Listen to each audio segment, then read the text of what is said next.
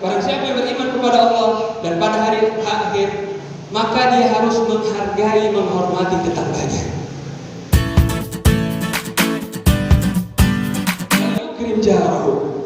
Man kana yu'minu billahi wal yawmil akhir, barang siapa yang beriman kepada Allah dan pada hari akhir, maka dia harus menghargai, menghormati tetangganya, memuliakan tetangganya, sebagaimana Rasulullah SAW mengatakan, "Mazala Jibril yusini bil jar hatta dhanantu an yuwarisahu." Jibril datang kepadaku, kata Rasulullah SAW, sering Jibril datang kepadaku. Setiap Jibril datang, Jibril menasihati kepadaku tentang tetangga. Ya Rasulullah, ingatlah tetanggamu. Ya Rasulullah, perhatikan tetanggamu. Ya Rasulullah, ikramkan tetanggamu, muliakanlah tetanggamu. Sampai Rasulullah mengatakan, ya dzunnu an yuwarithahu, seakan-akan orang tersebut, tetangga tersebut akan mendapatkan harta warisan. Rasulullah berprasangka bahwasanya mungkin ini tetangga, saking seringnya malaikat Jibril turun memerintahkan kepada Rasulullah untuk mengikramkan, memuliakan tetangga, maka Rasulullah menyangka bahwasanya tetangga ini akan mendapatkan harta warisan. Kemudian bagaimana tetangga itu? Tetangga itu adalah orang yang di samping rumah kita, atau yang rumahnya bertempelan dengan rumah kita. Sampai dikatakan para ulama adalah 40 ke kiri, 40 ke kanan, 40 ke belakang, 40 ke depan. Ya. 40 ke kiri, 40 ke kanan, 40 ke depan, 40 ke belakang. Itu adalah tetangga. Maka ketika Sayyidatuna Aisyah bertanya kepada Rasulullah SAW tentang ketika ada 2 orang tetangga yang ada di dekat rumah kita, di mana yang kita duluankan, mana yang kita utamakan dari 2 tetangga tersebut? Maka kata Rasulullah SAW, man aqraba babahu, yang paling dekat pintunya itu yang kau utamakan. Yang paling dekat pintunya dengan pintu rumahmu, itulah yang kau muliakan. Maka di sini kita bagaimana ketika mau dinyatakan untuk menyempurnakan iman kita mengaku orang beriman kepada Allah, beriman kepada hari akhir, maka bagaimana kita muliakan tamu kita, memuliakan tetangga kita.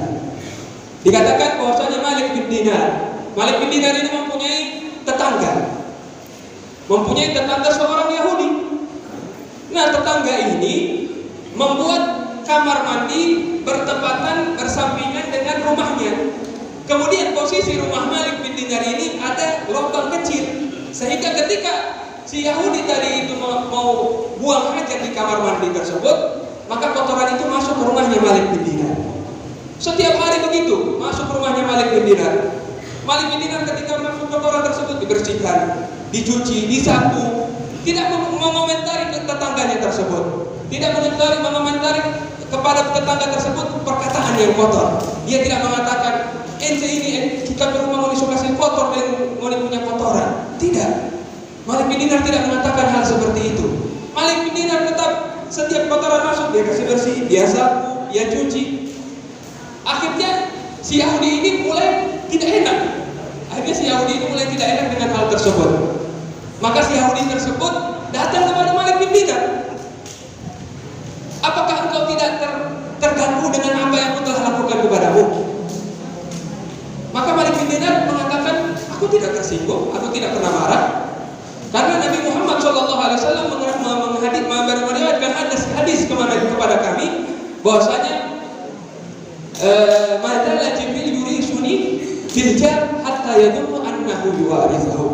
Aku mengingat Nabi Muhammad SAW bersabda bahwasanya Jibril selalu datang kepada Nabi mengatakan tentang kemuliaan tentang tetangga tersebut. Bagaimana kita memuliakan tetangga, bagaimana kita menjaga tetangga, sehingga aku memuliakanmu sebagaimana Rasulullah SAW memerintahkan kami untuk memuliakan tetangga. Maka Yahudi tersebut merasa penyesalan yang sangat luar biasa, dan akhirnya beliau masuk Islam dan hasuna Islam, dan Islamnya menjadi lebih baik orang Yahudi tadi itu. Kemudian yang kedua dan yang terakhir yang dikatakan Nabi Muhammad SAW, man kana yu'minu billahi wal yawmil akhir falyukrim dhaifahu. Barang siapa yang beriman pada hari akhir, beriman pada Allah Subhanahu wa taala, maka muliakanlah tamunya. Maka hadis ini diutamakan pada hadis terakhir ini. Maksudnya di dalam kitab Arba'in Tabi'in dikatakan al-ikramud daif. Bagaimana cara memuliakan tamu? Man kana yu'minu billahi wal yawmil akhir falyukrim dayfahu. Bagaimana kita memuliakan tamu kita? Dikatakan bahwasanya Sayyidina Ali pada suatu waktu menangis luar biasa. Akhirnya ditanyakan kepada para sahabat, menanyakan tentang keadaan Sayyidina Ali. Ya Ali, wahai Sayyidina Ali, Amirul Mu'minin, kenapa engkau menangis? Maka Sayyidina Ali mengatakan, aku menangis karena aku takut Allah sedang murka kepadaku. Atas sebab apa Allah murka kepadamu? Atas sebab rumahku sudah 7 hari tidak dimasuki oleh tamu. Sayyidina Ali menangis 7 hari rumahnya tidak dimasuki tamu, menangis takut Allah murka kepadanya. Karena tamu ini sangat luar biasa. Tamu ini membawakan rezeki kepada kita. Orang yang sakit penyakitnya dibawa keluar oleh tamu-tamu tersebut. Keistimewaan yang sangat luar biasa. Sehingga para salaf terdahulu ketika ada tamu, mereka dengan ibadahnya 20 rakaat atau yang kita kenal dengan sholatul awwabin, sholat antara maghrib dan sholat isya. Mereka melaksanakan rakaat tersebut 20 rakaat. Akan tetapi kalau ada tamu yang datang, mereka memperkecil sholat mereka menjadi 4 rakaat untuk memuliakan tamu tersebut. Sampai dikatakan bahwasanya man kana, barang siapa yang memuliakan tamu yang dia kenal, maka dia sama saja memuliakan tamu yang datang itu adalah Nabi Muhammad SAW. Kemudian barang siapa yang menjamu tamu yang dia tidak kenal, maka orang tersebut sama dengan menjamu Allah Subhanahu wa taala. Dalam arti menjamu rahmat Allah Subhanahu wa taala yang akan datang kepadanya. Maka seperti yang kita ketahui Aba Taifah, yang kita ketahui Nabi Ibrahim alaihi wassalatu wassalam, kisah yang menarik, kisah yang sangat luar biasa yang diceritakan oleh para ulama bahwasanya Nabi Ibrahim alaihi wassalatu wassalam dijuluki sebagai Aba Taifah, bapaknya tamu. Beliau suka memuliakan tamu, beliau suka memuliakan tamu-tamu yang datang. Pada suatu hari beliau menjamu seorang tamu yang dikenal, yang dia tidak kenal, dia jemput untuk datang ke rumahnya untuk dijamu. Akhirnya Sayyidina Ibrahim alaihi wassalam menyiapkan makanan, membakar kayu api, menyalakan kayu api untuk memanaskan makanan untuk dimakan si tamu tersebut. Maka ketika Sayyidina Ibrahim membakar kayu api tersebut, orang yang tadi dia jumpa, yang dia bawa ke rumah, tiba-tiba langsung sujud di depan api tersebut. Sujud di depan api. Akhirnya Nabi Ibrahim marah.